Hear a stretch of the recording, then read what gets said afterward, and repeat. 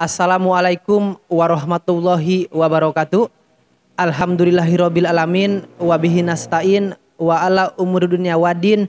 Assalatu wassalamu ala asrofil anbiya'i wal mursalin wa ala alihi washabihi ajmain amma ba'du.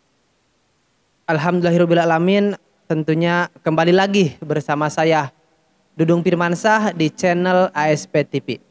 Sahabat ASP dimanapun Anda berada, semoga sahabat-sahabat selalu dalam keadaan sehat walafiat dan tentunya selalu bahagia serta berada dalam lindungan Allah Subhanahu wa taala. Baiklah, pada video kali ini tentunya saya akan menjelaskan atau menjawab sebuah pertanyaan yang dimana pertanyaan ini datang dari sahabat ASP TV. Jadi pertanyaannya itu seperti ini. Apabila terjadi KDRT di dalam rumah tangga sehingga membuat kematian atau membuat maut bagi si korban, apakah kejadian tersebut termasuk ke dalam penganiayaan atau pembunuhan? Dan pasal apa saja yang menjerat si pelaku gitu. Jadi saya akan membahas tuntas, namun tentunya setelah yang satu ini.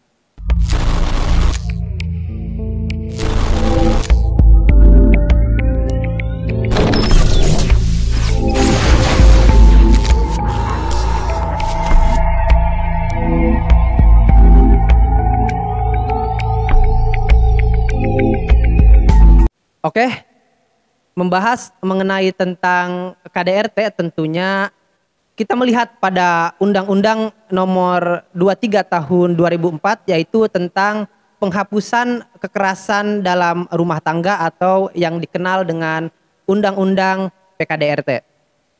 Di mana undang-undang ini dibuat dengan tujuan untuk menghilangkan kekerasan di dalam rumah tangga atau setidaknya meminimalisir terjadinya kekerasan dalam rumah tangga. Karena memang dengan adanya kekerasan tersebut membuat perselisihan dan kekacauan, bahkan bisa menimbulkan kepada kedua belah pihak dari keluarga tersebut. Misalkan seperti ini, terjadi kekerasan di dalam rumah tangga. Nah, jadi bukan hanya rumah tangga tersebut saja, bisa saja karena efek dari kekerasan tersebut maka masalahnya bisa ke salah satu pihak, misalkan ke keluarga si wanita atau si lelaki, sehingga diciptakanlah Undang-Undang Nomor 23 Tahun 2004. Di sini atau dari kasus ini kita melihat bahwasannya kekerasan di dalam rumah tangga itu semoga dengan adanya undang-undang ini tidak terulang kembali. Nah, terus dari kasus tersebut hakim seringkali memutuskan atau menerapkan pasal Undang-Undang Nomor 23 Tahun 2004. Namun tidak jarang juga hakim hanya memutus si pelaku atau terdakwa yaitu berdasarkan KUHP atau Kitab Undang-Undang Hukum Pidana. Nah, semua itu bersifat kasuistik di mana hakim biasanya melihat dari kronologi yaitu sebab-sebab dan lain sebagainya sehingga hakim memutuskan apakah misalkan perbuatan tersebut itu masuk ke KUHP atau Undang-Undang 23 Tahun 2004. Namun berdasarkan kasus tersebut, menurut hemat kami karena ada asas yang menjelaskan yaitu tentang lex specialis derogat lex general yang artinya yaitu peraturan yang khusus mengesampingkan peraturan yang umum. Jadi kita lihat di sini Kitab Undang-Undang Hukum Pidana itu yaitu peraturan yang umum dan Undang-Undang Nomor 23 Tahun 2004 itu masuk ke dalam lex spesialis atau peraturan yang khusus.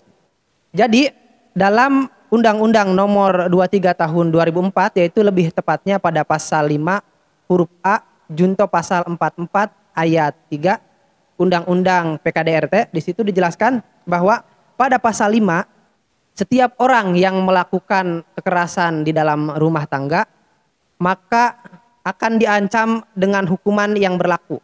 Jadi kekerasan di dalam rumah tangga itu artinya bisa kekerasan antara suami atau istri atau suami kepada anak, begitupun sebaliknya.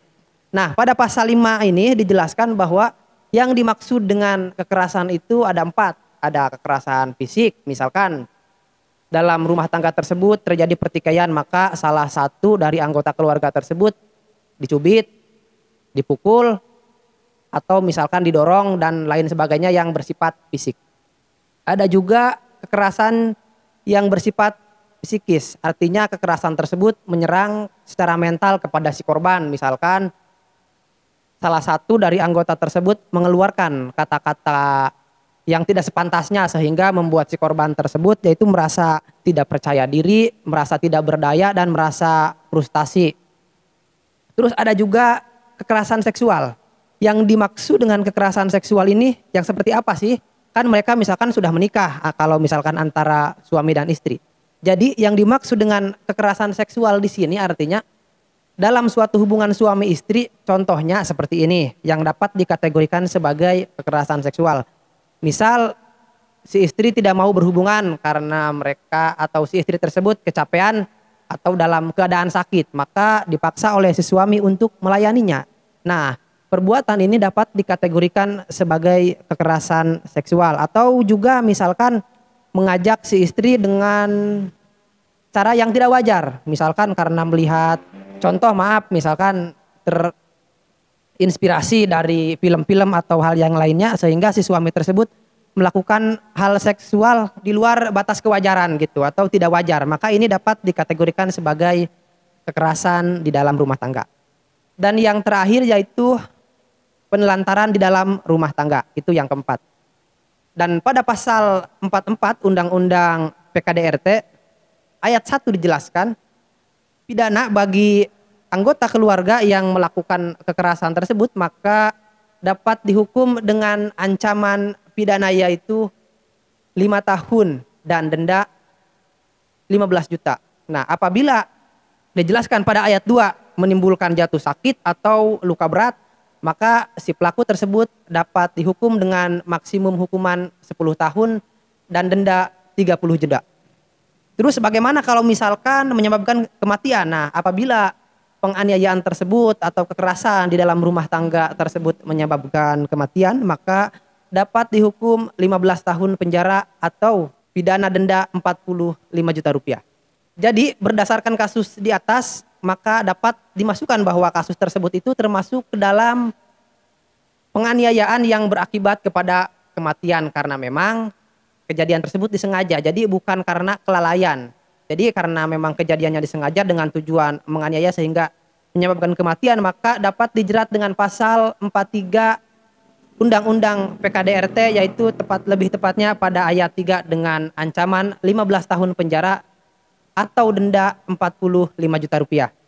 Nah, namun pada praktiknya kadang hakim tidak menerapkan pasal 443 ayat 3, namun pada praktiknya hakim bisa saja tidak menerapkan pasal 44 ayat 3 Undang-Undang PKDRT tersebut, melainkan melihat konsepsi pidana pembunuhan dalam Kitab Undang-Undang Pidana atau yang dimaksud dengan KUHP, karena KUHP mempunyai delik lebih jelas daripada Undang-Undang PKDRT tersebut.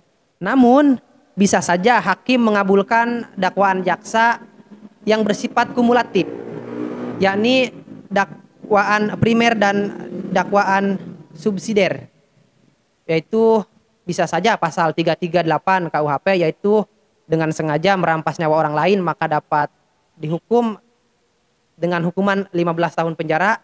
Bisa juga dengan menerapkan pasal 351 ayat 3 KUHP yaitu penganiayaan yang mengakibatkan kematian dengan 7 tahun penjara, dan juga pasal 44 ayat 3 Undang-Undang PKDRT yaitu dengan hukuman 15 tahun penjara dan denda 45 juta rupiah. Jadi intinya hakim biasanya melihat dari kasus tersebut karena hakim memiliki keyakinan apakah misalkan tindak pidana ini masuk kepada KUHP atau kepada Undang-Undang PKDRT.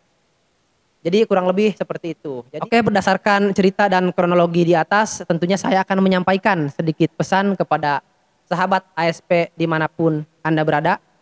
Tentunya yang sudah berkeluarga, jangan bertindak bodoh, sayangilah keluarga, terutama kepada suami, sayangilah istri karena sejatinya istri hadir bukan untuk disakiti namun untuk dicintai. Sekian dari saya, terima kasih. Wassalamualaikum warahmatullahi wabarakatuh. AS Melopon, ayo